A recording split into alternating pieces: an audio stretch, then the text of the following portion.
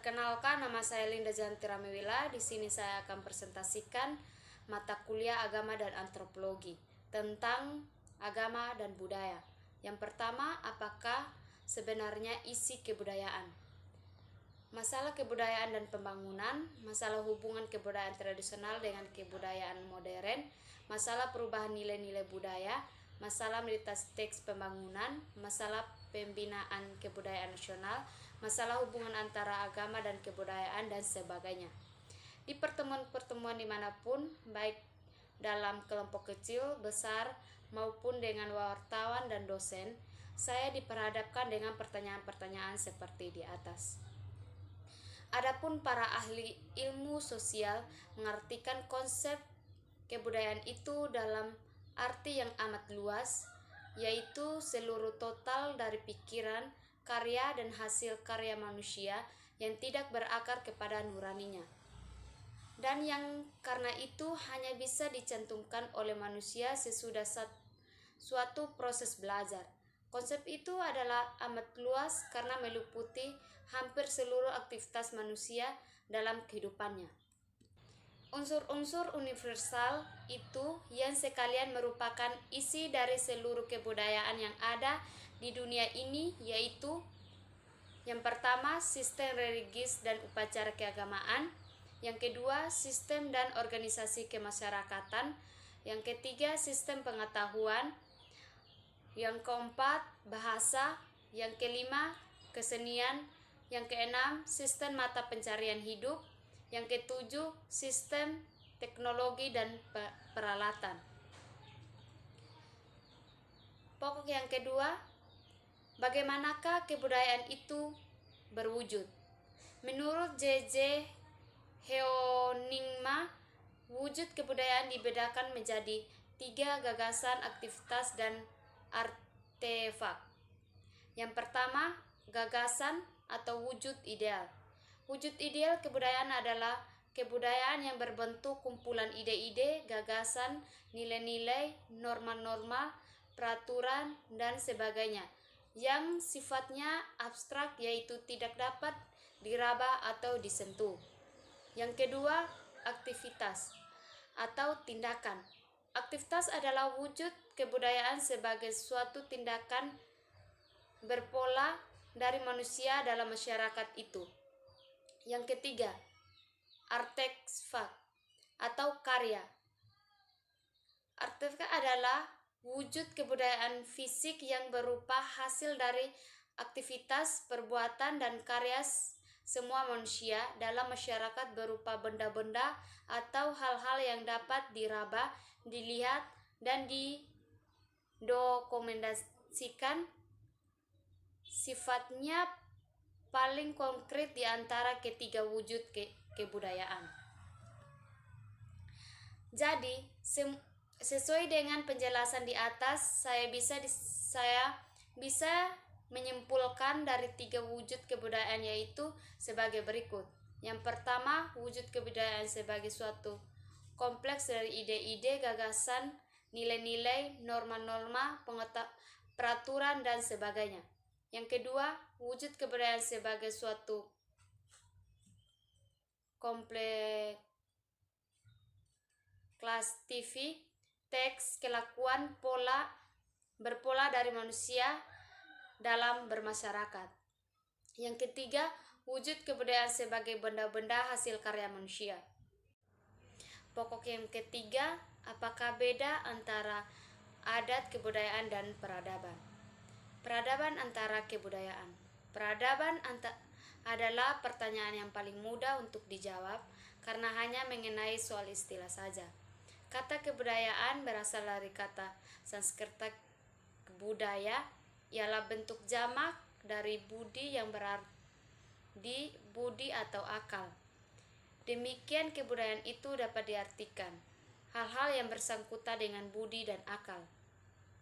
Ada pendirian lain mengenai asal dari kata kebudayaan itu, ialah bahwa kata itu adalah suatu perkembangan dari majemuk budidaya, artinya daya dari budi. Kebudayaan menurut saya antara lain berarti keseluruhan gagasan dan karya manusia yang harus dibiaskan dengan belajar beserta keseluruhan dari hasil budi dan karyanya itu.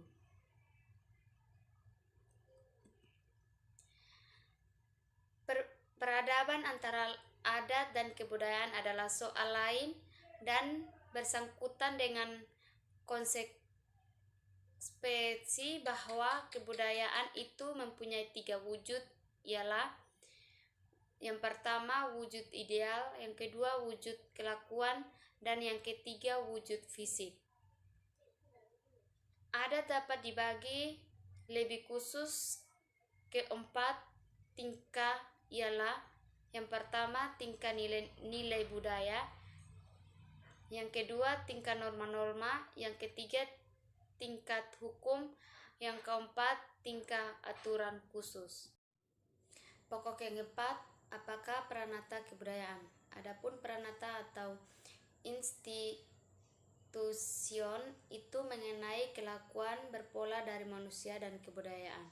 Ada 3 wujud dari kebudayaan itu, ialah wujud ideal, wujud kelakuan, dan wujud fisik dari kebudayaan. Kebutuhan hidup manusia sebagai prinsip pengolahan kebutuhan manusia adalah antara lain: yang pertama, pranata yang bertujuan memenuhi kebutuhan hidup kekerabatan, ialah yang sering disebut kinship atau domesticization. Contoh: pelamaran, perkawinan, poligami, pengasuhan kanak-kanak, perceraian, dan sebagainya. Yang kedua, pranata-pranata yang bertujuan memenuhi kebutuhan manusia untuk pencarian hidup, memproduksi, menimbun, dan mendistribusi harta dan benda, ialah economization. Contoh: pertanian, perikanan, pemburuan, feodalisme, instruksi, barter, koperasi, penjualan, dan sebagainya.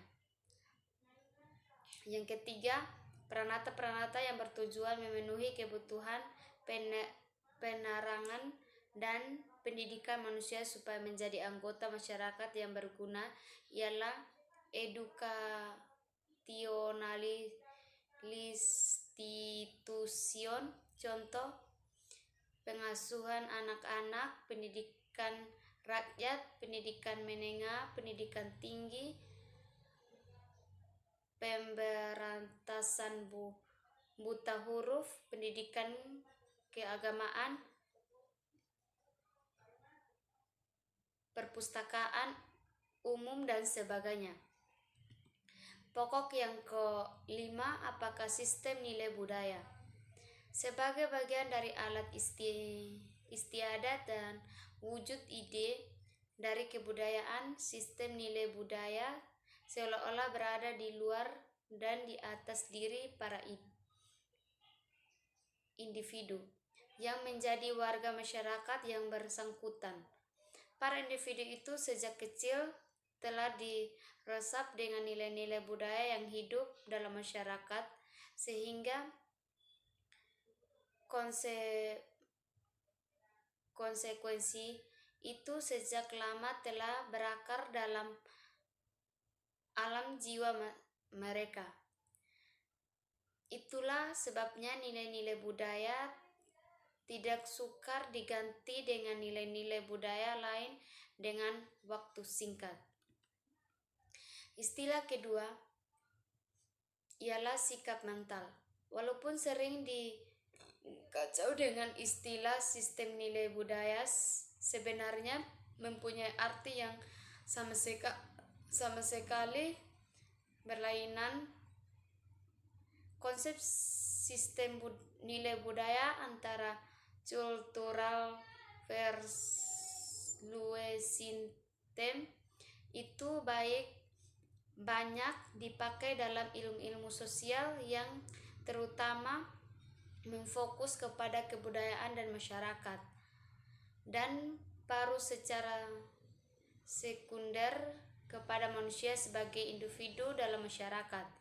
Istilah ketiga ialah mentalitas, bukan istilah buatan suatu konsep ilmiah dengan suatu arti yang ketat. Istilah ini adalah suatu istilah sehari-hari dan biasanya diartikan sebagai keseluruhan dari isi serta kemampuan alam pikir dan alam jiwa manusia dalam hal menanggapi lingkungannya.